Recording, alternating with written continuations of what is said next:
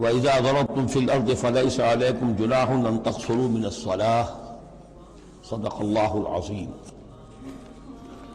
اب یہ پھر کچھ شریعت کے احکام آ رہے ہیں، گویا کہ خطاب کا رخ پھر اب مسلمانوں کی طرف، اہل ایمان کی طرف،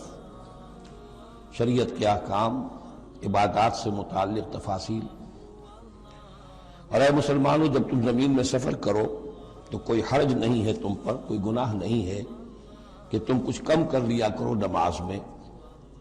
ان خفتم ان یفتنکم الذین کفروا، اگر تمہیں اندیشہ ہو کہ تم کو نقصان پہنچائیں گے کافر۔ ان الکافرین کانوا لکم عدوا مبینا، یقیناً یہ کافر تمہارے کھلے دشمن ہیں۔ یہ ہے قصر صلاۃ، لیکن صلاۃ الخوف کی حالت میں، جنگ کی حالت میں قصر کا حکم۔ اور اس میں بھی خاص طور پر جو صورتحال تھی کہ جب حضور کے ساتھ ہوتے تھے تو اب اگر شکل یہ ہوتی کہ آدھا آدھا لشکر علیحدہ علیحدہ نماز پڑھے اور پھر حضور ایک کے ساتھ نماز پڑھیں تو دوسروں کو محرومی کا احساس ہوتا۔ لہذا آپ دیکھیے کہ ایک بہت عمدہ تدبیر بتائی گئی۔ فَإِذَا كُنْتَ فِيهِمْ، تو اے نبی جب آپ بھی ان کے اندر موجود ہوں، فَأَقَمْتَ لَهُمُ الصَّلَاةَ، اور آپ نے ان کے لیے نماز کھڑی کر دی ہو، فَلْتَقُمْ طَائِفَةٌ مِّنْهُمْ مَعَكَ، تو ان میں سے ایک گروہ کو تو کھڑے ہونا چاہیے آپ کے ساتھ، وَلْيَأْخُذُوا أَسْلِحَتَهُمْ، اور جو دوسرے ہیں وہ اپنا اسلحہ لے کر وہ چاق و چوبند رہیں۔ فَإِذَا سَجَدُوا فَلْيَكُونُوا مِن وَرَائِكُمْ، تاکہ جب تم سجدہ کرو، جو حضور کے ساتھ نماز پڑھ رہے سجدے میں جائیں تو وہ دوسرا گروہ جو ہے جو نماز میں شریک نہیں ہے وہ ان کی حفاظت کرے، کھڑے رہے ان کے پیچھے۔ وَلْتَأْتِ طَائِفَةٌ أُخْرَىٰ، اب اس کے بعد ہوتا کیا تھا کہ حضور نے ایک رکعت نماز پڑھا دی اور آپ بیٹھے رہے، دوسری رکعت کے لیے اٹھے نہیں، دوسری رکعت مسلمانوں نے خود ادا کر لی۔ اب جب انہوں نے سلام پھیر دیا چلے گئے تو جو پہلے جو تھے جو اس وقت تک شریک نہیں ہوئے تھے وہ حضور کے پیچھے آ گئے۔ اب حضور نے ایک رکعت اور پڑھی تو ان کی ایک رکعت حضور کے پیچھے ہو گئی، اس کے بعد حضور نے ایک رکعت کے بعد سلام پھیر دیا، انہوں نے پھر ایک رکعت اور ادا کر لی، اس طریقے سے کہ کوئی بھی حضور کی امامت کے شرف سے اور فضل سے محروم نہ رہے۔ فَإِذَا سَجَدُوا فَلْيَكُونُوا مِن وَرَائِكُمْ وَلْتَأْتِ طَائِفَةٌ أُخْرَىٰ لَمْ يُصَلُّوا فَلْيُصَلُّوا مَعَكَ، اب وہ دوسرا گروہ کو آنا چاہیے کہ جنہوں نے ابھی نماز نہیں پڑھی تھی کہ وہ آپ کے ساتھ نماز پڑھیں۔ وَلْيَأْخُذُوا حِذْرَهُمْ وَأَسْلِحَتَهُمْ، اور ان کو چاہیے کہ وہ اپنی ڈھالیں بھی، اپنا بچاؤ بھی اور اسلحہ بھی ساتھ رکھے۔ وَدَّ الَّذِينَ كَفَرُوا لَوْ تَغْفُلُونَ عَنْ أَسْلِحَتِكُمْ وَأَمْتِعَتِكُمْ، یہ کافر تو اسی طاق میں رہتے ہیں، اسی امید میں رہتے ہیں کہ تم جیسے ہی غافل ہو جاؤ، وَدَّ الَّذِينَ كَفَرُوا لَوْ تَغْفُلُونَ عَنْ أَسْلِحَتِكُمْ، اپنے اسلحہ سے غافل ہو جاؤ، وَأَمْتِعَتِكُمْ، اور اپنے مال و اسباب سے، فَيَمِيلُونَ عَلَيْكُمْ مَيْلَةً وَاحِدَةً، تو وہ تم پر ایک دم ٹوٹ پڑے حملے کے اندر۔ وَلَا جُنَاحَ عَلَيْكُمْ إِن كَانَ بِكُمْ أَذًى مِّن مَطَرٍ، اور کوئی حرج نہیں ہے تم پر، کوئی گناہ نہیں ہے اگر تمہیں کوئی تکلیف ہو یا بارش کی وجہ سے کوئی صورتحال ایسی ہو، اور کنتم مرضى، یا تم بیمار ہو، ان تضعوا اسلحتکم، کہ اسلحہ تو اپنا رکھ دو، وخذوا حذرکم، لیکن صرف ڈھال لے لیا کرو کہ اچانک کوئی حملہ ہو جائے تو اگر پوری تلوار نیزہ وغیرہ سب اپنے جسم پر لگایا ہوا ہے تو نماز کا پڑھنا مشکل ہے، اور یہ کہ حالات ایسے ہیں تو اسلحہ علیحدہ رکھ دیا جائے لیکن ڈھال اپنے پاس موجود رہے، تاکہ اچانک کوئی حملہ ہو تو کم سے کم انسان کو وقت ملے کہ وہ اپنے آپ کو بچا کر اور پھر وہ اپنا اسلحہ بھی لے لے گا۔ ان اللہ اعد للکافرین عذابا مہینا، یقیناً اللہ تعالیٰ نے کافروں کے لیے ایک بہت اہانت آمیز عذاب تیار کر رکھا ہے۔ فَإِذَا قَضَيْتُمُ الصَّلَاةَ، پھر جب یہ نماز اس طریقے سے تم ادا کر لو، فَاذْكُرُوا اللَّهَ قِيَامًا وَقُعُودًا وَعَلَىٰ جُنُوبِكُمْ، تو پھر ذکر کرو اللہ کا، کھڑے ہوئے، بیٹھے ہوئے، لیٹے ہوئے، سواریوں پر چلتے ہوئے۔ وہ ذکر جو ہے وہ ذکر کثیر، وہ صرف نماز کے ساتھ نہیں ہے، بلکہ جیسے سورہ جمعہ میں آیا ہے کہ فَإِذَا قُضِيَتِ الصَّلَاةُ فَانتَشِرُوا فِي الْأَرْضِ وَابْتَغُوا مِن فَضْلِ اللَّهِ وَاذْكُرُوا اللَّهَ كَثِيرًا لَعَلَّكُمْ تُفْلِحُونَ، ہر حال میں جب تم اللہ کو یاد رکھو، اللہ کا ذکر کرتے رہو۔ ادعیہ معصورہ ہیں، اوراد معصورہ ہیں، اوراد مسنونہ ہیں، ان کے سے اپنی زبان کو اور اپنے ذہن کو اور قلب کو ایمان کے ساتھ تر و تازہ رکھو۔ فَإِذَا اطْمَأْنَنْتُمْ، اور جب تمہیں امن حاصل ہو جائے، یعنی یہ نماز کی یہ کیفیت جو ہے یہ صرف اس شکل میں ہوگی کہ خوف ہے، صلاۃ الخوف۔ جب تمہیں امن حاصل ہو جائے، خوف جاتا رہے، فاقیموا الصلاۃ، پھر نماز قائم کرو جیسے کہ نماز کے قائم کرنے کے آداب ہیں، اس کی شرائط ہے۔ ان الصلاۃ کانت علی المؤمنین کتابا موقوتا، یقیناً نماز اہل ایمان پر فرض کی گئی ہے، فرض ہونے کی شکل میں اور وقت کے ساتھ۔ اس کی فرضیت ہے اور موقوت ہے، اس کے اپنے اوقات ہیں، اور اس اوقات کے ضمن میں آپ کو بتا چکا ہوں کہ حضرت جبرائیل نے 2 دن نماز آپ کو پڑھائی، ایک دن 5 نمازیں اول وقت میں، دوسرے دن 5 نمازیں آخر وقت میں، اور بتایا کہ ان کے مابین وقت ہے۔ وَلَا تَهِنُوا فِي ابْتِغَاءِ قَوْمٍ، اور دیکھو اس قوم یعنی اپنے دشمن کا پیچھا کرنے میں سست نہ بنو۔ اب تو یوں سمجھیے کہ جو حق و باطل کی جنگ ہے وہ آخری مرحلے کو پہنچ رہی ہے، اب آخری مرحلے پہ آ کے تھک نہ جانا۔ وَلَا تَهِنُوا فِي ابْتِغَاءِ الْقَوْمِ، ان کا پیچھا کرنے میں سست مت پڑو، ہمت نہ ہارو۔ ان تکونوا تعلمون، بڑے پیارے الفاظ ہیں، اگر تمہیں کوئی تکلیف پہنچتی ہے، الم پہنچتا ہے، بے آرامی ہے، فإنهم يعلمون كما تعلمون، تو کیا انہیں نہیں پہنچتا؟ انہیں بھی تو تکلیف پہنچتی ہے، وہ بھی جنگ کر رہے ہیں، وہ بھی زخم کھاتے ہیں، ان کے بھی لوگ مر رہے ہیں، وہ ساری تکلیفیں انہیں بھی پہنچ رہی ہیں، دشمنوں کو بھی۔ وَتَرْجُونَ مِنَ اللَّهِ مَا لَا يَرْجُونَ، اور تم اللہ سے امیدیں رکھتے ہو جو وہ نہیں رکھتے۔ تمہیں تو جنت کی امید ہے، تمہیں اللہ سے مغفرت کی امید ہے، انہیں تو یہ بھی نہیں ہے۔ تو اس اعتبار سے تمہیں تو ان سے کہیں آگے بڑھ جانا چاہیے۔ جو آخری آیت تھی سورہ آل عمران کی کہ یا ایھا الذین آمنوا اصبروا وصابروا ورابطوا، ان سے تو بڑھ جانا چاہیے صبر کے اندر کہ تمہارا سہارا تو اللہ ہے، وما صبرک الا باللہ۔ ان کے تو یہ من گھڑت قسم کے دیویاں دیوتا، ان کے دل کے اندر ان کی حقیقت میں کوئی قدر و قیمت بھی نہیں ہے، پھر بھی وہ اپنے باطل معبودوں کے لیے اس طریقے سے جان جوکھوں میں ڈال رہے ہیں، تو مسلمانوں تمہیں تو اس سے 10 گنا کرنا چاہیے۔ وَلَا تَهِنُوا فِي ابْتِغَاءِ الْقَوْمِ إِن تَكُونُوا تَعْلَمُونَ فَإِنَّهُمْ يَعْلَمُونَ كَمَا تَعْلَمُونَ وَتَرْجُونَ مِنَ اللَّهِ مَا لَا يَرْجُونَ وَكَانَ اللَّهُ عَلِيمًا حَكِيمًا، اور یقیناً اللہ تعالی علیم ہے اور حکیم ہے۔ اب یہ چند آیتیں آ گئیں اہل ایمان سے خطاب میں، اب پھر کچھ منافقوں کا معاملہ ایک آ رہا ہے۔ اِنَّا أَنزَلْنَا إِلَيْكَ الْكِتَابَ بِالْحَقِّ لِتَحْكُمَ بَيْنَ النَّاسِ بِمَا أَرَاكَ اللَّهُ، اے نبی ہم نے آپ پر کتاب نازل کی ہے حق کے ساتھ، تاکہ آپ لوگوں کے مابین فیصلہ کریں انصاف کے ساتھ، اور جو اللہ نے آپ کو دکھایا ہے، یعنی ایک تو کتاب دی ہے، قانون دیا ہے، ایک آپ کو بصیرت دی ہے، یہ اللہ تعالیٰ کی طرف سے بصیرت خاص۔ ظاہر بات ہے کہ ایک جج بیٹھا ہوا ہے اور جج کے پاس اپنی کتاب ہے، فائل ہے، شہادتیں ہیں، گواہیاں ہیں، اب ایک اس کی اپنی ایک چھٹی حص بھی ہوتی ہے، اس کی اپنی جو ہے ایک ججمنٹ بھی ہوتی ہے جس کو کہ وہ بروئے کار لاتا ہے، تو اس کو اللہ کہتا ہے جیسا کہ ہم آپ کو دکھاتے ہیں اس کے مطابق فیصلہ کریں۔ وَلَا تَكُن لِلْخَائِنِينَ خَصِيمًا، اور خیانت کرنے والوں کی طرف سے آپ نہ جھگڑیں، یعنی ان کی طرف سے وکالت نہ فرمائیں کہ آپ کوئی اگر مسلمان ہے، کہنے کو مسلمان ہے خائن، تو اب اس کی طرفداری جو ہے آپ کو نہیں کرنی۔ اس کا اصل میں ایک واقعہ ہو گیا تھا کہ ایک منافق مسلمان، اس نے کسی مسلمان کے گھر میں چوری کی، نقب لگائی، وہاں سے ایک آٹے کا تھیلا لے لیا، کچھ اسلحہ لے لیا، وہ اپنے گھر تک آیا تو وہ آٹے کی تھیلے کے اندر کہیں سوراخ تھا تو وہ آٹا گرتا گیا، تھوڑا تھوڑا وہ سارا راستہ جو ہے پتہ چل گیا کہ اس کے گھر تک سوراخ پہنچ گیا۔ پھر اسے کچھ خیال آیا کہ ممکن ہے مجھ پر شک ہو جائے، اسے پتہ نہیں تھا کہ یہ آٹا بھی میرا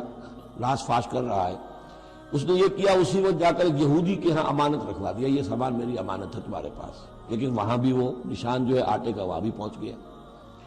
اب اگلے روز جب تلاش ہوئی اور وہ آٹا جو گرا ہوا تھا راستے میں، اس کو دیکھ کر کھوج لگاتے ہوئے لوگ پہلے اس کے مکان پر پہنچے، اس نے صاف انکار کر دیا، تلاشی لے لی، چیز نکلی نہیں۔ اب انہوں نے دیکھا تو وہ آگے جا رہے ہیں نشان، وہ وہاں پہنچ گئے، یہودی کے ہاں برآمد ہو گیا۔ یہودی نے کہا ٹھیک ہے، یہ مال ہے، یہ رات رکھے یہاں پر حفاظت کے لیے رکھ گیا تھا۔ اب یہاں پہ جھگڑا ہو گیا کہ اس کے جو قوم کے لوگ تھے، اس کے گھرانے کے لوگ، اس منافق مسلمان کے، ان کا نہیں یہ جھوٹ بولتا ہے، یہ یہودی چور ہے۔ اب وہ یہودی کا اور مسلمان جو منافق تھا اس کا مقدمہ تھا جو حضور کے سامنے آیا، اور پوری قوم، اس کا پورا گھرانہ جو ہے، وہ قبیلہ اس کا جو ہے وہ آ گیا شور مچاتے ہوئے اور قسمیں کھاتے ہوئے، ہمارا یہ آدمی تو بہت نیک ہے، اس پر خامخواہ یہ جھوٹا الزام لگ رہا ہے اور یہ ہے اور وہ ہے، یہاں تک کہ کچھ حضور کا دل بھی پسیجنے لگا اس شخص کے بارے میں۔ اس پر یہ آیت نازل ہوئی، خیانت کرنے والے کی طرف سے آپ وکالت نہ کریں، اس کے سہارا نہ بنیں، اس کو مدد نہ پہنچائیں۔ وَلَا تَكُن لِلْخَائِنِينَ خَصِيمًا، اب خصیمہ بحث کرنے والا، للخائنین، علی الخائنین ہوتا تو خائنوں کے خلاف، للخائنوں کے حق میں آپ دلیل نہ دیں۔ واستغفر اللہ، اور یہ جو بھی آپ کی طبیعت میں نرمی پیدا کچھ ہو گئی تھی اس پر اللہ سے استغفار کیجئے۔ ان اللہ کان غفورا رحیما، یقیناً اللہ تعالیٰ بخشنے والا اور رحیم ہے۔ ولا تجادل عن الذین یختارون انفسهم، آپ مت جھگڑیے ان لوگوں کی طرف سے جنہوں نے کہ اپنے جانوں کے ساتھ خیانت کی ہے۔ اب ہم یہ امید لگائے بیٹھے حضور ہماری طرف سے شفاعت کریں گے، چاہے ہم نے بے ایمانیاں کی ہیں، حرام خوریاں کی ہیں، شریعت کی دجیاں بکھیری ہیں، تو حضور گویا کہ ہماری شفاعت کریں گے۔ یہاں فرمایا جائے وَلَا تُجَادِلْ عَنِ الَّذِينَ يَخْتَارُونَ أَنفُسَهُمْ، مت جھگڑیے آپ ان لوگوں کی طرف سے، ان کی طرف سے وکالت مت کیجیے۔ ان اللہ لا يحب من كان خوانا اثیما، اللہ تعالیٰ کو بالکل پسند نہیں ہے وہ لوگ کہ جو خوان ہوں، خیانت کرنے والے اور گناہ گار ہوں۔ یستخفون من الناس ولا یستخفون من اللہ، یہ لوگ شرماتے ہیں اور چھپتے ہیں لوگوں سے، اللہ سے نہیں چھپتے۔ وَهُوَ مَعَهُمْ إِذْ يُبَيِّتُونَ مَا لَا يَرْضَىٰ مِنَ الْقَوْلِ، حالانکہ جب یہ راتوں کو مشورے کرتے ہیں مسلمانوں کے خلاف، حضور کے خلاف، یہ منافقین کی بات آ رہی ہے تو اللہ تعالیٰ ان کے ساتھ موجود ہوتا ہے۔ اگر تو ایمان ان کا ہو اللہ پر تو انہیں معلوم ہو کہ اللہ سن رہا ہے ہماری بات۔ یہ مسلمانوں سے ڈرتے ہیں، خفیہ رکھتے ہیں اپنی باتوں کو، ان بدبختوں کو یہ خیال نہیں ہے کہ اللہ وہ تو ہر وقت ہمارے پاس موجود ہے۔ وَكَانَ اللَّهُ بِمَا يَعْمَلُونَ مُحِيطًا، اور جو کچھ وہ کر رہے ہیں اللہ اس کا احاطہ کیے ہوئے ہے، یعنی اس کی پکڑ سے یہ کہیں باہر نہیں نکل سکتے۔ ہاں انتم ہؤلاء جادلتم عنہم فی الحیات الدنیا، اب یہاں پہ اشارہ ہو رہا ہے وہ جو منافق مسلمان تھا، چور، اس کے جو گھرانے والے لوگ تھے کہ اے لوگوں تم نے دنیا کی زندگی میں تو ان کی طرف سے جھگڑا کر لیا، یہاں تک کہ حضور کو بھی بچلانے کی حد تک تم پہنچ گئے۔ وَمَنْ يُجَادِلُ اللَّهَ عَنْهُمْ يَوْمَ الْقِيَامَةِ، قیامت کے دن کون مجادلہ کرے گا اللہ سے؟ یہاں تم چھڑا بھی لو، حضور کو بھی فرض کیجئے، حضور نے فرمایا، یہ حدیث موجود ہے کہ میرے سامنے کوئی مقدمہ پیش ہوتا ہے تو کوئی ایک فریق زیادہ چرب زبان ہوتا ہے، اپنی بات کو پیش کرتا ہے اور میرے ہاں سے وہ غلط فیصلہ لے جاتا ہے۔ فرض کیجئے زمین کا کوئی ٹکڑا تھا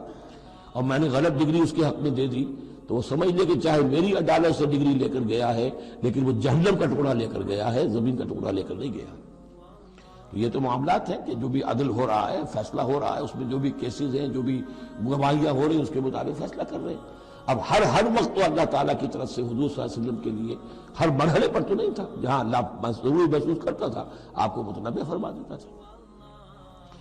ہاں انتم ہؤلاء، یہ تمہیں لوگ ہو، جادلتم عنہم فی الحیات الدنیا، تم نے بہت جھگڑا کیا ان کی طرف سے، اپنے ساتھی، اپنے رشتہ دار کی طرف سے دنیا کی زندگی میں۔ فمن یجادل اللہ عنہم یوم القیامہ، تو کون ہے جو اللہ سے جھگڑا کر سکے گا ان کی جانب سے قیامت کے دن؟ ام من یکون علیہم وکیلا، یا کون ہوگا جو اس کا کارساز بن سکے گا، ان کا وکیل بن سکے گا؟ ومن یعمل سوءا او یظلم نفسہ، اور جو کوئی بری حرکت کرے گا یا اپنے اوپر ظلم ڈھائے گا، ثم یستغفر اللہ،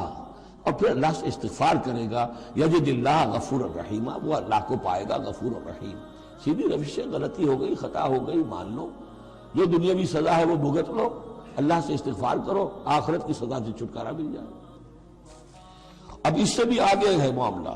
وَمَنْ يَكْسِبْ إِثْمًا فَإِنَّمَا يَكْسِبُهُ عَلَى نَفْسِهِ، جو کوئی بھی کوئی گناہ کماتا ہے وہ اپنی جان پر وبال لیتا ہے۔ وَكَانَ اللَّهُ عَلِيمًا حَكِيمًا، اللہ تعالیٰ علیم اور حکیم ہے۔ وَمَنْ يَكْسِبْ خَطِيئَةً أَوْ إِثْمًا ثُمَّ يَرْمِ بِهِ بَرِيئًا، اور یہ معاملہ تو بہت بڑھ کر ہے کہ کسی نے کوئی گناہ کمایا، کوئی خطا کی، کوئی غلطی کی، کوئی جرم کیا، پھر اس کی تہمت لگا دی ایسے شخص پر جو بری ہے۔ یہودی تو بری تھا، اس کو سزا دلوانے کے لیے سب تل گئے۔ تو ثم یرم بہ بریئا، جو بری ہے اس سے، اس کا کوئی تعلق نہیں، اس کا اس میں کوئی گناہ میں حصہ نہیں، فقد احتمل بہتانا واسما مبینا، تو اس نے تو اپنے سر پر بہت بڑا طوفان اور بہت کھلا کھلا گناہ کا بوجھ لے لیا ہے۔ ولولا فضل اللہ علیک، اب یہ حضور سے خطاب ہو رہا ہے کہ اس معاملے میں اگر اللہ تعالیٰ نے بروقت آپ کو مطلع نہ کر دیا ہوتا، ولولا فضل اللہ علیک ورحمتہ لہمت طائفۃ منہم ان یضلوک، تو ان میں سے ایک گروہ ان منافقین میں سے وہ تو اس کے اوپر تل گیا تھا کہ آپ کو گمراہ کر دے، یعنی آپ سے غلط فیصلہ کروا لے، عدالت محمدی سے ظلم ہو جائے، اور وہ جو اصل میں مجرم نہیں تھا، بے گناہ جو ہے یہودی، اس کو پکڑ لیا جائے۔ ولولا فضل اللہ علیک ورحمتہ لہمت طائفۃ منہم ان یضلوک وما یضلون الا انفسہم، حقیقت میں وہ نہیں گمراہ کر رہے مگر اپنے آپ کو، وما یضرونک من شیء، اور اے نبی وہ آپ کو نقصان نہیں پہنچا سکیں گے، یعنی ہم ایسے مواقع پہ بروقت آپ کو مطلع کرتے ہیں۔ وانزل اللہ علیک الکتاب والحکمہ، اور اللہ نے آپ پر کتاب نازل کی ہے اور حکمت نازل کی ہے، وعلمک ما لم تکن تعلم، اور وہ ساری باتیں آپ کو سکھائی ہیں جو آپ نہیں جانتے تھے، وکان فضل اللہ علیک عظیما، اور یقیناً اللہ کا فضل آپ پر بہت بڑا ہے۔ لا خیر فی کثیر من نجواہم، اب یہ چونکہ منافقین تھے یہ اپنے نجوا کرتے تھے، علیحدہ بیٹھ کے گفتگو کرنا، سرگوشیاں کرنا، اور طرح طرح کے نجوا ہوتے تھے، بیٹھے باتیں بھی کر رہے ہیں، مسکرا بھی رہے ہیں کسی کو دیکھ کر تاکہ اس کے دل میں خلجان پیدا ہو جائے، یہ میرے بارے میں کوئی باتیں کر رہے ہیں، اشارے بھی کر رہے ہیں، تو 100 طرح سے ہتھ کنڈے، اور یہ ہماری مجلسوں میں بھی ہوتا ہے، یہ سارے معاملات جو کہ تو انسانی معاشرے کے اندر جیسے ہوتے تھے آج بھی ہوتے ہیں۔ لا خیر فی کثیر من نجواہم، یہ جو نجوا کرتے ہیں، سرگوشیاں کرتے ہیں، ان میں سے اکثر میں کوئی خیر نہیں ہے، الا من امر بصدقۃ، ہاں ایک بات ہو سکتی ہے، خاموشی سے کسی کو علیحدگی میں لے جا کر کسی صدقے کی اس کو تلقین کی جائے کہ بھائی دیکھو تمہیں اللہ نے غنی کیا ہے، یہ محتاج ہے میں جانتا ہوں، تو علیحدگی بجائے اس کے کہ پبلک میں اس سے بات کرو، اسے علیحدہ جا کے سمجھاؤ، یہ اچھی بات ہے۔ او معروف، یا کسی اور نیکی کا حکم دے، او اصلاح بین الناس، یا لوگوں کے معاملات کو درست کرنے کے لیے، دو بھائی جھگڑ پڑے ہیں تو کرنا پڑتا ہے یہ کہ ایک سے جا کر بات سنیے، پھر اس کی بات جو ہے اس کو اچھی شکل میں پیش کیجئے دوسرے بھائی کے پاس کہ آپ کو مغالطہ ہوا، انہوں نے یہ بات یوں نہیں کہی تھی، یوں کہی تھی، اس طریقے سے جو بھی کوئی ہو رہا ہو علیحدہ علیحدہ خفیہ گفتگو، اس میں کوئی حرج نہیں ہے۔ وَمَن يَفْعَلْ ذَلِكَ ابْتِغَاءَ مَرْضَاتِ اللَّهِ، جو شخص اس طرح کا نجوا کرے گا، اس طرح کی سرگوشی کرے گا اللہ تعالیٰ کی رضا جوئی کے لیے، فَسَوْفَ نُؤْتِيهِ أَجْرًا عَظِيمًا، ان کو تو ہم اللہ تعالیٰ جو ہے ہم دیں گے بہت بڑا اجر۔ وَمَن يُشَاقِقِ الرَّسُولَ، اور جو رسول کی مخالفت پر تلا ہوا ہے، یہ نجوا کر رہا ہے مخالفت میں، سازشیں، سرگوشیاں، بھڑکا رہا لوگوں کو، دیکھو جی یہ کر دیا، یہ کر دیا، اپنے لوگوں کے لیے یہ کر دیا۔ غزوہ حنین میں ہوا، غزوہ حنین میں چونکہ بہت سے مسلمان وہ تھے مکے کے جو اسی وقت ایمان لائے تھے فتح مکہ کے بعد، اب بہت شریک تھے وہ اس جنگ کے اندر حنین میں، مال غنیمت میں حضور نے ان کی دلجوئی کے لیے جسے تالیف قلب کہتے ہیں ذرا زیادہ مال دے دیا، اس پر لوگوں نے شور مچا دیا۔ دیکھو جی وقت جب کڑے وقت تھے، مشکل وقت تھے تو ہم، اب جب یہ اچھا وقت آیا ہے تو اپنے رشتہ دار یاد آ گئے۔ مکے والے ظاہر بات ہے رشتہ دار تو تھے، بات تو غلط نہیں ہے، قبیلہ تھا قریش کا۔ یہ 100 طرح کی باتیں جو آج ہوتی ہیں وہی ہوتی تھی ہمیشہ، یہ انسان کی فطرت جو ہے اس میں کوئی تغیر و تبدل نہیں ہوا ہے۔ وَمَن يُشَاقِقِ الرَّسُولَ مِن بَعْدِ مَا تَبَيَّنَ لَهُ الْهُدَىٰ، اور جو رسول کی مخالفت پر تل گیا اس کے بعد کہ اس پر ہدایت واضح ہو چکی، وَيَتَّبِعْ غَيْرَ سَبِيلِ الْمُؤْمِنِينَ، اور وہ اہل ایمان کے راستے کے سوا کوئی راستہ اختیار کرے،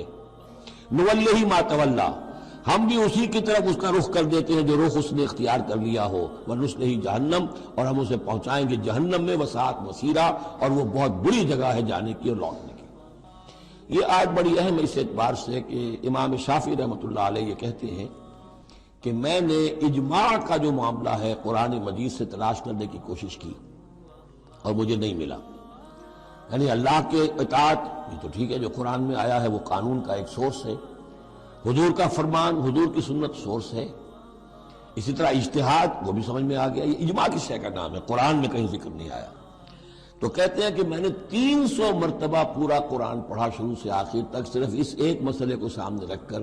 کہ مجھے اجماع کے لیے کوئی دلیل قرآن سے ملے، تب اس آیت پر آ کر 301ویں مرتبہ پھر نگاہ جمی، وَيَتَّبِعْ غَيْرَ سَبِيلِ الْمُؤْمِنِينَ، یعنی گویا کہ اہل ایمان کا جو راستہ ہے جس پر اجماع ہو گیا اہل ایمان کا، یہ خود اپنی جگہ ایک بہت بڑی سند ہے، اس لیے کہ حضور نے فرمایا میری امت ضلالت پر کبھی جمع نہیں ہوگی۔ تو جن چیز پر اجماع ہو جائے وہ گویا کہ وہ خود اپنی جگہ پر وہ اس کو ایک حیثیت حاصل ہو جاتی ہے، اوتھینٹسٹی۔ ان اللہ لا یغفر ان یشرک بہ، دوبارہ پھر وہ آیت آ گئی، اللہ تعالیٰ ہرگز نہیں بخشے گا اس سے کہ اس کے ساتھ شرک کیا جائے، ویغفر ما دون ذلک، اور بخش دے گا اس کے سوا جو کچھ ہے اس سے کمتر ہے، لمن یشاء، جس کو چاہے گا، یہ بھی کوئی فری لائسنس نہیں۔ ومن یشرک باللہ فقد ضل ضلالا بعیدا، اور جو شرک کرتا ہے اللہ کے ساتھ تو وہ تو پھر گمراہ ہو گیا اور گمراہی میں بھی بہت دور نکل گیا۔ ان یدعون من دونہ الا اناثا، اب یہاں گویا کہ پہلی مرتبہ آپ دیکھ رہے ہیں کہ وہ مشرکین مکہ کی بات بھی ہو رہی ہے نہیں پکار رہے یہ اللہ کے سوا مگر مؤنث کو، عورتوں کو، اس لیے کہ ان کی دیویاں جو ہیں لات، عزا، منات. لات الہ کی مؤنث ہے، لات، لا اور لات، اور عزا العزیز کا مؤنث ہے، العزیز، العزا، منات، یہ سب جو ہے فیمنن نیمز ہیں. ان یدعون من دونہ الا اناثا، نہیں پکار رہے وہ مگر یہ فیمیل ڈیٹیز کو. وَإِن يَدْعُونَ إِلَّا شَيْطَانًا مَرِيدًا، اور نہیں پکار رہے یہ مگر در حقیقت شیطان کو پکار رہے ہیں. لات کا کوئی وجود نہیں، منات کا کوئی وجود نہیں، ہاں شیطان ضرور ہے جو ان کی پکار سن رہا ہے. لعنہ اللہ، اللہ نے اس پر لعنت فرما دی ہے. وقال، اور اس نے بھی یہ کہا ہے، لَأَتَّخِذَنَّ مِنْ عِبَادِكَ نَصِيبًا مَفْرُوضًا، اے اللہ میں تیرے بندوں میں سے ایک تو مقرر حصہ تو لے کر ہی چھوڑوں گا، کچھ کو تو اپنے ساتھ جہنم میں پہنچاؤں گا. ہم تو ڈوبے ہیں صنم، ان کو بھی لے ڈوبیں گے، ان کو بھی ہم نے چھوڑنا نہیں ہے. لعنہ اللہ وقال لأتخذن من عبادك نصیبا مفروضا ولأضلنهم، میں تو لازماً ان کو بہکاؤں گا. ولأمنینہم، ان کے دلوں میں بڑی امیدوں کے چراغ روشن کروں گا. بڑے برائٹ کیریئرز ہیں، اس میں بڑی بڑی تمنائیں ہیں، آرزویں ہیں، لگے رہو اسی کام کے اندر. پھر امانیہ ہیں، اللہ بخشی دے گا، اللہ، ہم تو اللہ کے رسول کے امتی ہیں، ہمیں خوف کس بات کا ہے، ہم تو اللہ کے بیٹے ہیں، اس کے بڑے چہیتے ہیں، ہمیں کس کا خوف ہے. اور پھر یہ کہ امیدیں بڑی بڑی، طول عمل جس کو کہتے ہیں، دنیا کے لمبے لمبے منصوبے. وَلَأُضِلَّنَّهُمْ وَلَأُمَنِّيَنَّهُمْ وَلَآمُرَنَّهُمْ، اور میں انہیں حکم دوں گا فَلَيُبَتِّكُنَّ آذَانَ الْأَنْعَامِ، پھر میرے حکم سے یہ چوپایوں کے کان چیر دیں گے. تو میں بتا چکا ہوں سورہ انعام میں یہ باتیں ساری آئیں گی. فلاں کے نام پر ایک اونٹ کو اس کے کان چیر کر جو ہے آزاد کر دیا، اب اسے کوئی چھیڑ نہیں سکتا، اس کا گوشت نہیں کھایا جا سکتا، اس پر سواری نہیں ہو سکتی. فلاں بت کے یا فلاں ڈیٹی کے نام پر اس کو جو ہے چھوڑ دیا گیا ہے. وَلَآمُرَنَّهُمْ، اور میں پھر انہیں حکم دوں گا فَلَا يُغَيِّرُنَّ خَلْقَ اللَّهِ، وہ اللہ کے خلق میں تبدیلی کریں گے. اب جو کچھ آپ دیکھ رہے ہیں کہ مردوں میں عورتوں کے سے انداز، عورتوں میں مردوں کے سے انداز اختیار کرنا، یہ سارا جو کچھ ہو رہا ہے، اور اب جو ہو رہا ہے وہ تو یہ سمجھیے جینیٹکس جو ہے، اور اس میں اللہ کی تخلیق میں اب انسان اس جگہ پہنچ گیا ہے کہ وہ اپنا اختیار استعمال کر رہا ہے. اللہ کی تخلیق، اس کی سپیشیز بنائی ہوئی، اس کی جینز، اب انسان جو ہے اس کے ذریعے سے وہ سارا معاملہ جو آج پہنچا ہوا ہے بڑے ایک عجیب حد تک پہنچ گیا ہے کہ اللہ کی بنائی ہوئی چیزوں کے اندر تغیر و تبدل کیا جائے. وَمَنْ يَتَّخِذِ الشَّيْطَانَ وَلِيًّا مِنْ دُونِ اللَّهِ فَقَدْ خَسِرَ خُسْرَانًا مُبِينًا، اور جس شخص نے بھی اللہ کو چھوڑ کر شیطان کو اپنا ولی بنا لیا، فَقَدْ خَسِرَ خُسْرَانًا مُبِينًا، تو وہ تو بہت کھلے خسارے میں اور تباہی میں مبتلا ہو گیا. یعدہم ویمنیہم، وہ ان سے وعدے بھی کرتا ہے، انہیں امیدیں بھی دلاتا ہے. شیطان جس کو ہم کہتے ہیں سبز باغ دکھاتا ہے. وما یعدہم الشیطان الا غرورا، اور نہیں وعدہ کرتا ان سے شیطان مگر دھوکے کا، وہ اپنے کسی وعدے کو پورا نہیں کر سکتا. اولئک مأواہم جہنم، یہ وہ لوگ ہیں کہ جن کا ٹھکانہ جہنم ہے. ولا یجدون عنہا محیصا، اور پھر وہ وہاں سے فرار کی کوئی جگہ نہیں پائیں گے، وہاں سے بھاگنے کا کوئی راستہ نہیں پائیں گے. والذین آمنوا، وہی سائملٹینیس کنٹراسٹ. اب دوسری طرف اہل ایمان کی شان کیا ہوگی؟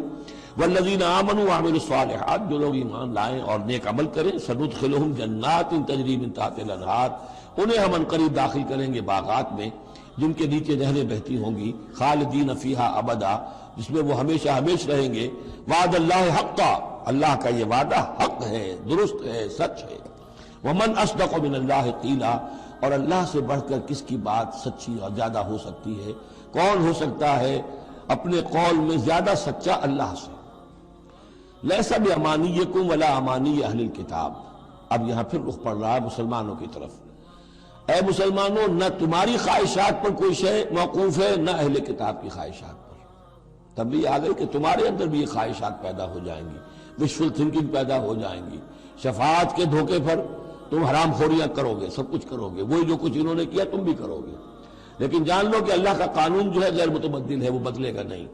لیسا بامانیکم، نہ تمہاری خواہشات سے، وشفل تھنکنگ سے، تمہاری امانی سے، تمہاری تمناؤں سے کچھ ہوگا. ولا امانی اہل کتاب، نہ اہل کتاب کی امانی سے. من یعمل سوءا یجز بہ، جو کوئی برا کام کرے گا اس کی جزا اسے مل کر رہے گی. بہت سخت الفاظ ہے یہ، اگرچہ اس میں نرمی کا پہلو ہے، اس لیے کہ بعض اوقات بدی کی جگہ پر نیکی جو ہے وہ اس کو اصل کو دھو دے گی، لیکن اکاؤنٹ فار تو ہو گیا نا، مطلب یہ اکاؤنٹ فار ہو کر رہے گی عرش۔ اب یہ ہے کہ کسی کی نیکی نے اس کی بدی کو چھپا لیا، کسی نے غلطی کی تھی، اس نے توبہ کی صدق دل کے ساتھ، وہ اس کی بدی جاتی رہی، لیکن اکاؤنٹ فار ہوگا معاملہ۔ توبہ کو دیکھا جائے گا، توبہ سچی تھی، واقعی تھی، واقعی اس نے اس حرکت کو پھر چھوڑ دیا تھا کہ نہیں، یا یہ صرف یہ کہ زبان سے گردان ہو رہی تھی استغفر اللہ ربی من کل ذنب واتوب الیہ، اور سارا وہ گناہ جو ہے اور حرام خوری جو کہ تم جاری تھی، تو وہ توبہ نہیں ہے۔ من یعمل سوءا یجز بہ ولا یجد له من دون اللہ ولیا ولا نصیرا، اور نہیں پائے گا وہ اللہ کے سوا نہ کوئی حمایتی، بلکہ یہاں ترجمہ ہوگا اللہ کے مقابلے میں نہ کوئی حمایتی پائے گا نہ کوئی مددگار۔ ومن یعمل من الصالحات من ذکر او انثی، اور جو کوئی عمل کرے گا نیکیوں کا، خواہ وہ مذکر ہو خواہ مؤنث ہو، مرد ہو یا عورت ہو، وہو مومن، ہو مومن صاحب ایمان، فاولئک یدخلون الجنۃ ولا یظلمون نقیرا، تو یہ وہ لوگ ہیں کہ جو جنت میں داخل ہوں گے اور ان کی کوئی حق تلفی تل کے برابر بھی نہیں کی جائے گی۔ ومن احسن دینا ممن اسلم وجہہ للہ وہو محسن، اس سے بہتر دین کس کا ہوگا جس نے نمبر 1 اپنا چہرہ اپنا سر اللہ کے سامنے جھکا دیا، اسلم، اسلام آ گیا، وہو محسن، اور یہ احسان اس کے بعد اسلام ایمان احسان کے درجے تک پہنچ جائے، خوبصورتی کے ساتھ، خلوص کے ساتھ، للہیت کے ساتھ، پورے دین کا معاملہ، تفریق بین الدین نہیں، دین کے اندر جو ہے وہ حصہ بکھرا نہیں، ٹوٹل دین۔ ومن احسن دینا ممن اسلم وجہہ للہ وہو محسن واتبع ملۃ ابراہیم حنیفا، اور اس نے پھر پیروی کی دین ابراہیم کی یکسو ہو کر، یا ابراہیم کی جو یکسو تھا۔ واتخذ اللہ ابراہیم خلیلا، اور اللہ نے تو ابراہیم کو اپنا دوست بنا لیا تھا۔ وَلِلَّهِ مَا فِي السَّمَاوَاتِ وَمَا فِي الْأَرْضِ، اللہ ہی کے لیے جو کچھ کہ ہے آسمانوں میں اور جو کچھ کہ ہے زمین میں۔ وَكَانَ اللَّهُ بِكُلِّ شَيْءٍ مُحِيطًا، اور یقیناً اللہ تعالی ہر شے کا احاطہ کیے ہوئے ہیں۔ اب جو حصہ آ رہا ہے یہ وہی مسلمانوں سے خطاب ہے، لیکن اس میں ایک استدراک سمجھیے کہ جو شروع میں کچھ آیتیں آئی تھیں خواتین کے معاملے میں، یتیم عورتوں کے معاملے میں، ان سے نکاح کے معاملے میں یا طلاق کے معاملے میں، اب اس میں کچھ وضاحتیں، کچھ سوالات مسلمانوں کی طرف سے ہوئے، مزید وضاحت طلب کی گئی تو اللہ نے یہ وضاحتیں نازل کی، اور یہاں پر ساتھ یہ فرما دیا وَيَسْتَفْتُونَكَ فِي النِّسَاءِ، اے نبی یہ آپ سے عورتوں کے بارے میں سوال کر رہے ہیں، بات پوری طرح ان پر کھلی نہیں ہے، واضح نہیں ہوئی ہے۔ قُلِ اللَّهُ يُفْتِيكُمْ فِيهِنَّ، ٹھیک ہے کہہ دیجئے اے نبی ان سے، اللہ تمہیں فتویٰ دیتا ہے، بتاتا ہے، وضاحت کرتا ہے ان کے بارے میں۔ وَمَا يُتْلَىٰ عَلَيْكُمْ فِي الْكِتَابِ مِن يَتَامَى النِّسَاءِ، اب وہ آیت نمبر 3 کے اندر بات واضح ہو گئی، قرآن نے ثابت کر دیا کہ وہاں جو کہا تھا کہ وَإِنْ خِفْتُمْ أَلَّا تُقْسِطُوا فِي الْيَتَامَى، تو یتامى النساء مراد تھی یہاں پر، کہ اگر تمہیں اندیشہ یہ ہو کہ یتیم لڑکیوں سے شادی کرو گے تو ان کے ساتھ انصاف نہیں کر سکو گے، اس لیے کہ ان کی طرف سے یہ ہے نہیں جو ان کے حقوق کا پاسدار ہو اور تم سے کوئی بات پوچھ کر سکے ان کی طرف سے، تو پھر ان سے شادی مت کرو، بلکہ تم اور جو عورتیں ہیں شادی اگر کرنی ہے ایک سے زائد تو ما طاب لکم من النساء مثنی وثلاث ورباع، شادی کرو۔ تو یہاں فرمایا وہ تھا عورتوں کی، یتیم عورتوں کے بارے میں وہ حکم تھا، ما یتلی علیکم، جو تمہیں سنایا گیا، جو سنایا جا رہا ہے کتاب میں، فی یتامى النساء، ان عورتوں کے بارے میں کہ جو یتیم ہیں، وہ عورتیں یا لڑکیاں، لا تؤتونہن ما کتب لہن، تم دیتے نہیں ہو انہیں جو اللہ نے ان کے لیے لکھ دیا ہے، بغیر مہر کے یتیم بچی تھی آپ نے شادی کر لی، کون اس کی طرف سے مہر طلب کرے گا؟ وترغبون ان تنکحوہن، اور چاہتے ہو کہ اسے نکاح بھی کرو، والمستضعفین من الولدان، اسی طرح بچے جو ہیں ان کے ساتھ بھی جو ظلم ہوتا ہے، وان تقوموا للیتامى بالقسط، اور وہ جو ہم نے تمہیں اتنی تفصیل سے احکام دیے ہیں کہ یتیموں کے معاملے میں انصاف پر کاربند رہو، وما تفعلوا من خیر فإن اللہ کان بہ علیما، اور جو خیر بھی تم کرو گے اللہ اس سے واقف ہے، تمہاری نیتوں کو جانتا ہے۔ تو وہ احکام ہے، بنیادی ہدایات دے دی گئی ہیں، اور اس میں اس سے اضافی شے جو ہے وہ یہ ہے کہ تمہاری نیت صاف ہونی چاہیے۔ واللہ یعلم المفسد من المصلح، اللہ جانتا ہے کہ کون حقیقت میں شرارتی ہے اور کون جو ہے اس کی نیت صحیح ہے۔ وَإِنِ امْرَأَةٌ خَافَتْ مِن بَعْلِهَا نُشُوزًا، اب دیکھیے ایک نشوز عورت کے لیے آیا تھا کہ اگر واللاتی تخافون نشوزہن، وہ عورتیں، وہ بیویاں کہ جو سرکشی کر رہی ہیں، حکم نہیں مان رہی ہیں، تابعداری نہیں کر رہی ہیں، زدم زدہ پر اڑی ہوئی ہیں، ان کے بارے میں تو آ چکا تھا شروع میں۔ اب یہاں عورتوں پر بھی تو ہو سکتا ہے کہ مرد ظلم کر رہا ہے، مرد جو ہے وہ ان کا حقوق ادا نہیں کر رہا ہے،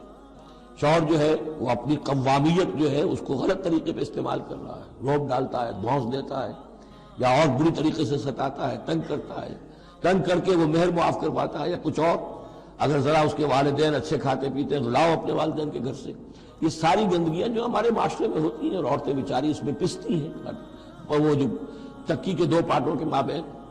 وَإِنِ امْرَأَةٌ خَافَتْ مِنْ بَعْلِهَا نُشُوزًا، اور اگر کسی عورت کو اپنے شوہر سے اندیشہ ہو جائے کہ وہ زیادتی کرے گا، وہ زیادتی کر رہا ہے اور وہ اس کے حقوق ادا نہیں کر رہا، او اعراضاً، یا اب وہ اس کی طرف میلان ہی نہیں رکھتا، اب وہ گویا کہ بیوی ہے ہی نہیں، اس کی طرف کوئی میلان نہیں، کوئی نئی شادی رچائی ہے اور سارا جو ہے توجہ جو ہے وہ نئی نویلی دلہن کی طرف ہے، اور اعراضاً، جی بھر گیا، توجہ ہٹ گئی، فلا جناح علیہما، تو ان دونوں پر کوئی الزام نہیں ہوگا، ان یصلحا بینہما صلحا، کہ وہ آپس میں بیٹھ کر صلح کر لیں۔ صلح سے مراد یہاں پر اپنا معاملہ طے کر کے اور عورت خلا کر لیں، بس صلح و خیر۔ لیکن خلا کرنے میں جیسا کہ ہم پڑھ چکے ہیں، عورت کو مہر چھوڑنا پڑے گا، لیا تھا تو کچھ واپس کرنا پڑے گا۔ والصلح خیر، صلح اچھی ہے۔ وَأُحْضِرَتِ الْأَنفُسُ الشُّحَّ، البتہ جو انسانی نفس ہے اسے لالچ جو ہے اس پر مسلط رہتا ہے۔ مرد چاہے گا میرا پورا مہر واپس کرو، عورت چاہے گی کہ مجھے کچھ بھی واپس نہ کرنا پڑے۔ وَإِن تُحْسِنُوا، یہ آ چکا ہے سورہ بقرہ کے اندر، یہ مضامین آ چکے ہیں۔ وَإِن تُحْسِنُوا، اگر تم نیکی کرو، تم مرد ہو، تم مردانگی کا ثبوت دو، اس معاملے کے اندر نرمی کرو، ان کا حق جو ہے زیادہ رکھو۔ وَتَتَّقُوا فَإِنَّ اللَّهَ كَانَ بِمَا تَعْمَلُونَ خَبِيرًا، اور تم تقویٰ کی روش اختیار کرو تو جان لو کہ اللہ تعالیٰ تمہارے تمام اعمال سے باخبر ہے۔ وَلَن تَسْتَطِيعُوا أَن تَعْدِلُوا بَيْنَ النِّسَاءِ، اچھا وہاں یہ آیت بھی آئی تھی کہ وَإِنْ خِفْتُمْ أَلَّا تَعْدِلُوا فَوَاحِدَةً، اگر تمہیں اندیشہ یہ ہو کہ تم اپنی بیویوں پہ اگر ایک سے زائد ہیں، دو ہیں، تین ہیں، چار ہیں، تو عدل نہیں کر سکو گے تو پھر ایک ہی پر اکتفا کرو، پھر دوسری شادی مت کرو۔ تمہیں اطمینان ہے، تمہیں اپنے اوپر یہ اعتماد ہے کہ تم یہ عدل کر سکتے ہو، تب دوسری شادی کرو، ورنہ نہیں۔ لیکن اب اس میں جیسا کہ میں نے عرض کیا تھا کہ کچھ چیزیں تو ہوتی ہیں گنتی کی، ناپ تول کی، اس میں تو عدل ہو سکتا ہے، لیکن ایک قلبی میلان جو ہے اس کے اندر تو ظاہر بات ہے انسان کے اختیار میں نہیں ہے۔ حضور صلی اللہ علیہ وسلم نے اپنی تمام ازواج کے لیے ہر چیز گن گن کر،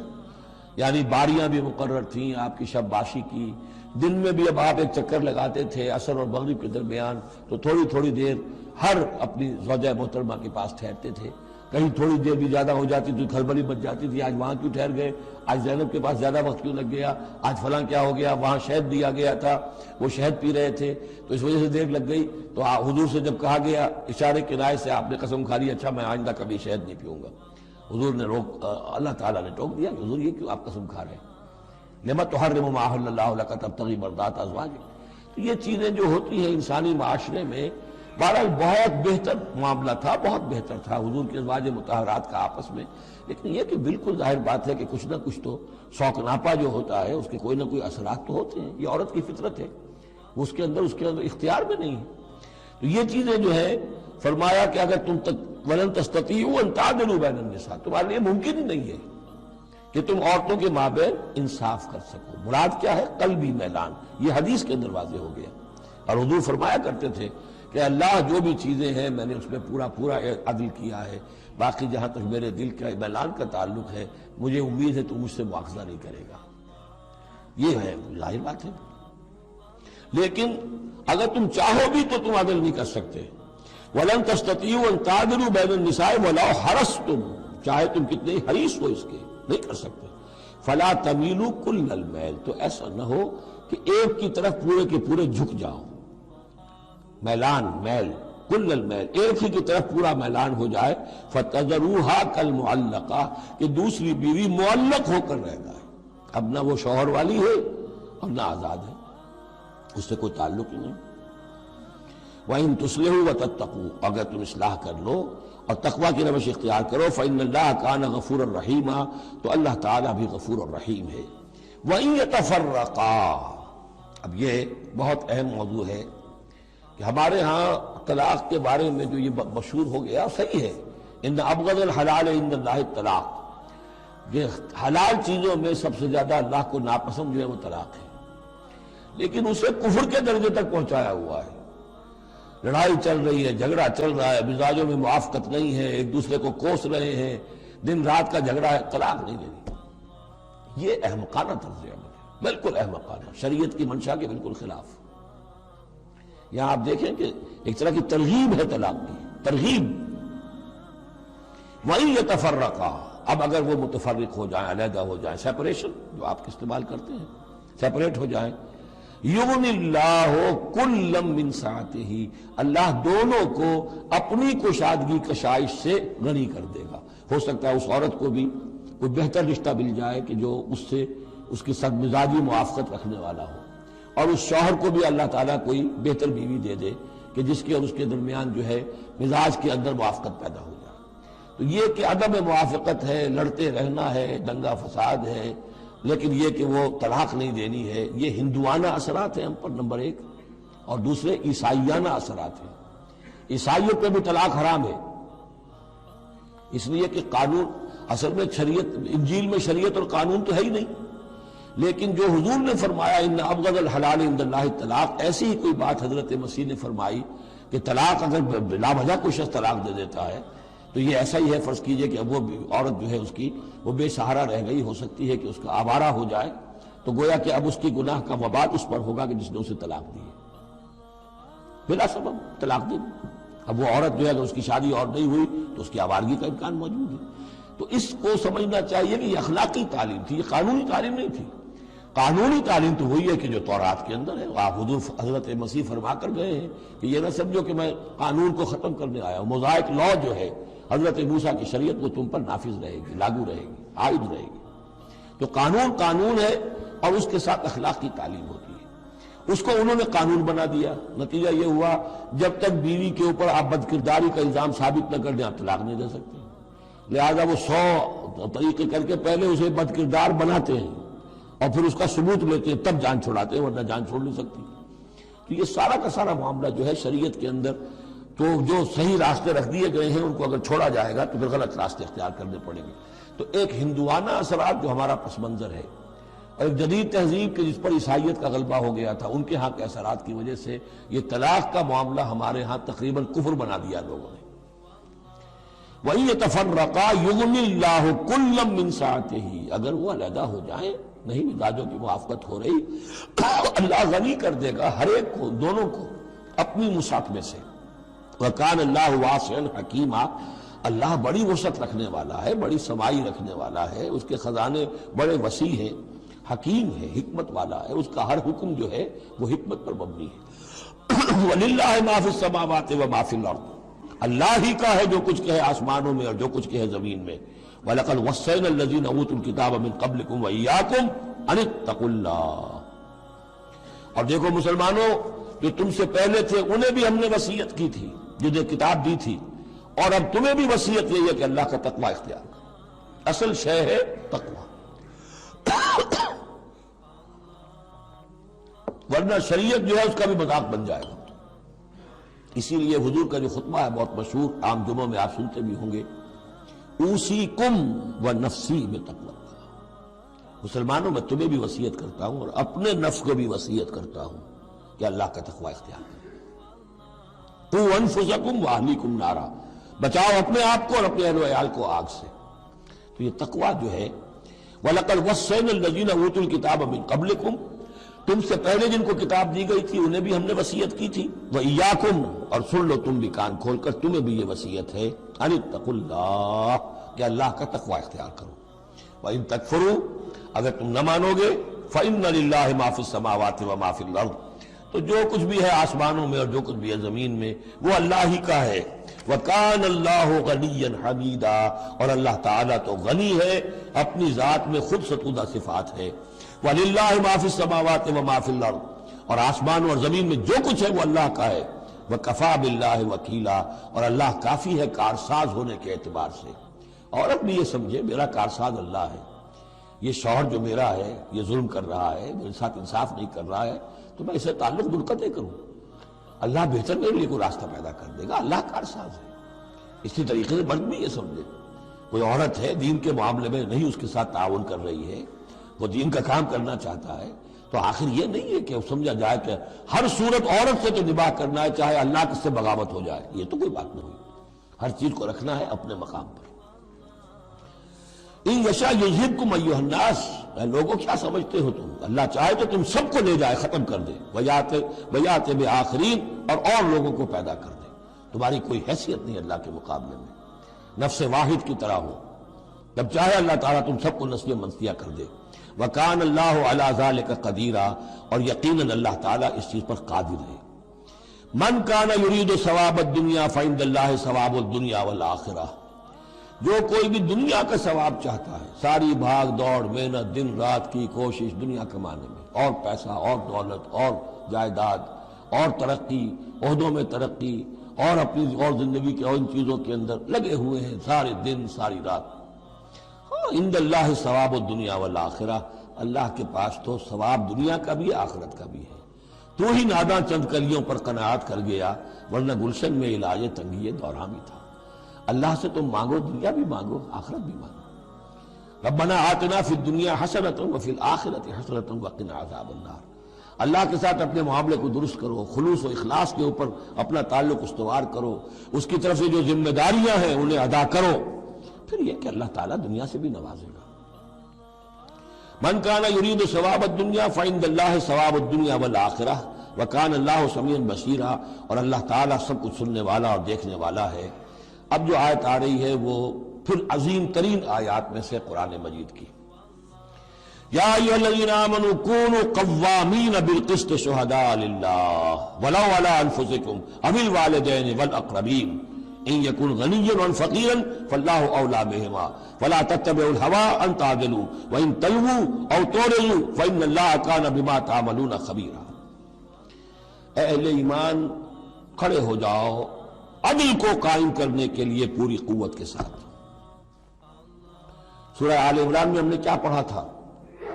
اللہ قائمم بالقسط ہے، شہد اللہ انہ لا الہ الا هو والملائکۃ واولو العلم قائمم بالقسط۔ جب اللہ عدل قائم کرنا چاہتا ہے تو اللہ کے اس دنیا میں کارندے کون ہیں؟ اہل ایمان، سپاہی ہیں، اللہ کے سپاہی، لہذا عدل قائم کرے گا اللہ دنیا میں اہل ایمان کے ذریعے۔ اللہ دین کا غلبہ چاہتا ہے لیکن اہل ایمان کو جانیں دینی ہوگی، کوششیں کرنی ہوگی، اثار کرنا ہوگا، قربانیاں دینی ہوگی، تب دین غالب ہوگا۔ لیکن یہ اندازہ کیجئے کہ کس قدر اہمیت ہے عدل و قسط، یہ جو سوشل جسٹس کا معاملہ ہے، جتنا زور اسلام نے دیا ہے بدقسمتی سے آج کا ہمارا مذہبی طبقہ اتنا ہی اس سے بے بہرا، سرے سے انہیں پتہ ہی نہیں کہ سوشل جسٹس کی بھی کوئی اہمیت اسلام میں ہے۔ قانون کی اہمیت ہے، تعزیرات کی اہمیت ہے، چور کا ہاتھ کاٹو اس کی اہمیت تو معلوم ہے، لیکن یہ کہ اس نظام کو درست کرو، ظلم ختم کرو، ایکسپلائٹیشن ختم کرو، یہ سرمایہ دار جس طریقے سے خون چوس رہے ہیں اور چوس چوس کر جیسے مچھر پھول جاتا ہے ہمارا خون پی کر، اس طرح وہ پھولے ہوئے ہیں، آخر یہ پورا نظام درست کرو نا۔ یہ مشین جو ہے، یہ پورا نظام جو ہے جس میں کہ ڈسٹریبیوشن آف ویلتھ جو ہے اس کا نظام غلط ہے۔ یہ ایک ایسی چکی ہے کہ آٹا پیس کر ایک طرف ڈالتی ہے دوسری طرف ڈالتی ہی نہیں، ایک طرف بھوک ہے، کاد الفقر ویکون کفرا، یہ فقر جو ہے یہ تو کفر تک انسان کو پہنچا دیتا ہے۔ پہلے وہ نظام قائم کرو جس میں عدل ہو، جس میں ضمانت دی گئی ہو کہ ہر شخص کی، ہر شہری کی بنیادی ضروریات کی کفالت ہے جو نظام خلافت کے اندر ہے۔ پھر کوئی چوری کرے تو ہاتھ کاٹو، ضرور کاٹو، لیکن یہ ہے کہ قانون تو ہمیں معلوم ہے، بحالات موجودہ آپ وہ قانون نافذ کر دیجئے، فائدہ ہوگا حرام خوروں کو، بلیک مارکیٹیوں کو، جنہوں نے کہ حرام خوری سے دولت جمع کی ہوئی ہے۔ چور کا ہاتھ کٹے گا تو وہ پھر پاؤں پھیلا کے سوئیں گے، انہیں ڈر کائے کا رہا، فائدہ انہیں ہوگا۔ اصل شے یہ، میں یہ نہیں کہہ رہا کہ شریعت نافذ نہ کی جائے معاذ اللہ، لیکن یہ کہ شریعت شریعت ہے، دین دین ہے۔ لا جو ہے وہ سب سرو کرتا ہے سسٹم کو، قانون جو ہے وہ کسی نظام کو قائم کرتا ہے، مضبوط کرتا ہے، سب سرو کرتا ہے، اس کی خدمت کرتا ہے۔ جو سسٹم ہے نظام دین کا، اس کو قائم کرو، اور پھر اس کو قائم رکھنے کے لیے، اسے کنسولیڈیٹ کرنے کے لیے، اسے چلانے کے لیے، اسے مستقل کرنے کے لیے قانون نافذ کرو۔ یہ ہے جو کہ اصول ہے۔ یا ایھا الذین آمنوا کونوا قوامین بالقسط شہداء للہ، یہی مضمون سورہ مائدہ میں بھی آ جائے گا، کل ہم پڑھیں گے انشاءاللہ۔ صرف یہ کہ اس میں ترتیب بدل گئی ہے، یا ایھا الذین آمنوا کونوا قوامین للہ شہداء بالقسط، بس اتنا فرق ہے۔ لیکن اس میں اشارہ ہو گیا کہ اللہ اور قسط گویا کہ مترادف الفاظ ہیں۔ گواہ بن جاؤ اللہ کے یا گواہ بن جاؤ قسط کے، کھڑے ہو جاؤ اللہ کے لیے یا کھڑے ہو جاؤ انصاف کے لیے، معلوم ہوا اللہ اور قسط یہ مترادف ہے۔ یا ایھا الذین آمنوا کونوا قوامین بالقسط شہداء للہ ولو علی انفسکم، خواہ یہ انصاف کی بات تمہارے اپنے خلاف جا رہی ہو، اب الوالدین یا تمہارے والدین کے خلاف جا رہی ہو، والاقربین خواہ تمہارے قرابت داروں کے خلاف جا رہی ہو، تمہارا تعلق عدل کے ساتھ، انصاف کے ساتھ، قسط کے ساتھ ہے، رشتہ داری کے ساتھ نہیں۔ ان یکن غنیا اور فقیرا، ایک چور دروازہ یہ ہوتا ہے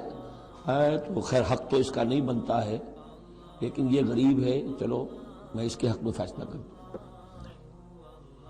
ان یکن غنیا اور فقیرا فاللہ اولیٰ بہما، چاہے وہ شخص غنی ہے یا فقیر ہے، دونوں کا پشت پناہ اللہ ہے، دونوں کا کفیل اللہ ہے،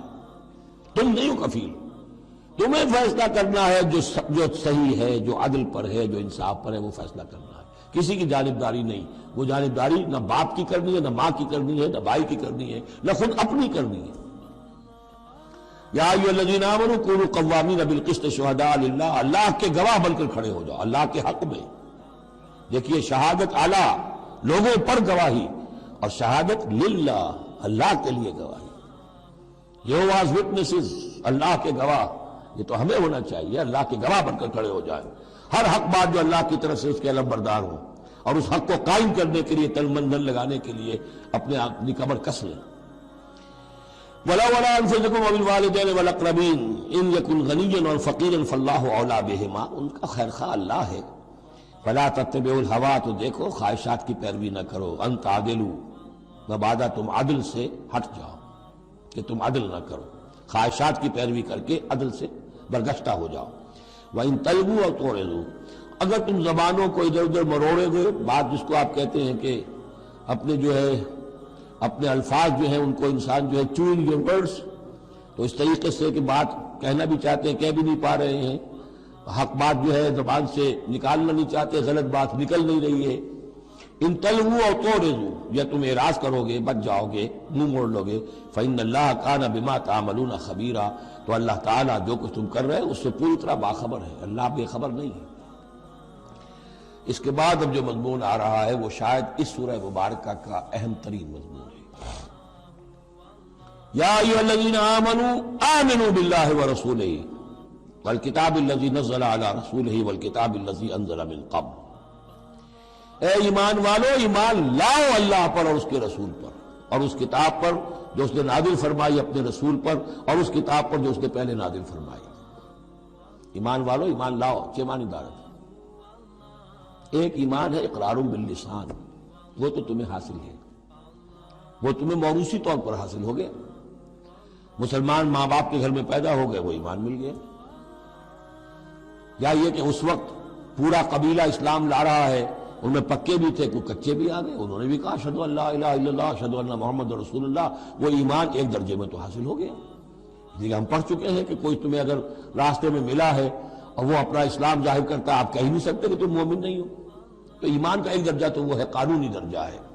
کہ جس نے کہا اشہدو ان لا الہ الا اللہ واشہدو ان محمد رسول اللہ، وہ مومن ہے۔ لیکن کیا حقیقی ایمان یہی ہے؟ نہیں، ایمان کیا ہے؟ یقین قلبی۔ یا ایھا الذین آمنوا آمنوا باللہ ورسولہ، ایمان لاؤ اللہ پر۔ اب ہم ترجمہ کریں گے، یوں کہیں گے ایمان لاؤ اللہ پر جیسے کہ ایمان لانے کا حق ہے، مانو رسول کو جیسے کہ ماننے کا حق ہے، اور یہ اسی وقت ادا ہوگا جب اللہ اور اس کے رسول پر ایمان دل میں کھب گیا ہو، جیسے صحابہ کے بارے میں فرمایا گیا سورہ حجرات میں وَلَٰكِنَّ اللَّهَ حَبَّبَ إِلَيْكُمُ الْإِيمَانَ وَزَيَّنَهُ فِي قُلُوبِكُمْ، اللہ نے ایمان کو تمہارے نزدیک محبوب بنا دیا، اسے تمہارے دلوں میں کھبا دیا ہے، اور کچھ لوگوں کے بارے میں فرمایا قالت الاعراب آمنا قل لم تؤمنوا ولكن قولوا اسلمنا ولما يدخل الايمان في قلوبكم، یہ بدو دعویٰ کر رہے ہیں ہم ایمان لے آئے. اے نبی ان سے کہہ دیجئے تم ہرگز ایمان نہیں لائے ہو. ہاں یوں کہہ سکتے ہو کہ ہم مسلمان ہو گئے، اسلام لے آئے ہیں، ہم نے سر تسلیم خم کر دیا، ہم نے اطاعت قبول کر لی، لیکن ابھی تک ایمان تمہارے دلوں میں داخل نہیں ہوا ہے. اصل ایمان وہ ہے جو دل میں داخل ہو جائے، اقرار باللسان و تصدیق بالقلب. لیکن یہاں بھی اصل میں جو ہے روئے سخن کن کی طرف ہو رہا ہے؟ منافقین کی طرف ہو رہا ہے. وہ ایمان تو لائے تھے لیکن وہ ایمان نہیں تھا. یا ایھا الذین آمنوا آمنوا باللہ ورسولہ والکتاب الذی نزل علی رسولہ. قرآن کے لیے لفظ نزل، والکتاب الذی انزل من قبل، اور تورات کے لیے انزل، اور اس کتاب پر بھی جو پہلے نازل کی گئی تھی. وَمَن يَكْفُرْ بِاللَّهِ وَمَلَائِكَتِهِ، جو کوئی کفر کرے گا اللہ کا اور اس کے فرشتوں کا، وَكُتُبِهِ اور اس کی کتابوں کا، وَرُسُلِهِ اور اس کے رسولوں کا، وَالْيَوْمِ الْآخِرِ اور قیامت کے دن کا، فَقَدْ ضَلَّ ضَلَالًا بَعِيدًا، تو وہ تو گمراہ ہو گیا اور گمراہی میں بہت دور نکل گیا. یہ آیتیں سب کی سب بہت ہی اہم ہیں اور بڑی